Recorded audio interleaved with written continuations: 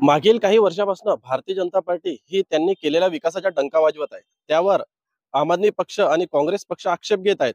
मी आज आम आदमी पक्ष आणि काँग्रेस पक्षाला भारतीय जनता पार्टीने घडवून आणलेला विकास दाखवणार आहे.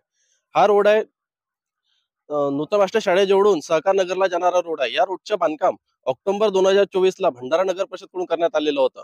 बांधकाम झाल्यानंतर लगेच 6 दिवसांनी या रस्त्यावर विकास जन्माला आला.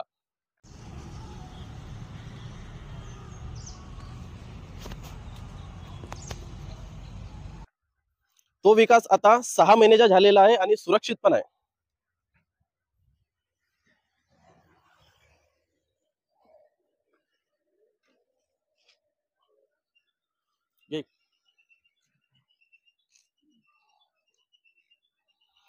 हा विकास घडवून आणण्याकरता भंडारा नगर परिषदेचे खूप मोठं योगदान आहे. महाराष्ट्राचे मुख्यमंत्री माननीय देवेंद्र फडणवीसजी यांना माझी विनंती आहे की हा रस्ता बनवणारा कंत्राटदार व जे याला लवकरात लवकर राष्ट्रपती पुरस्कार मिळवून द्यावा.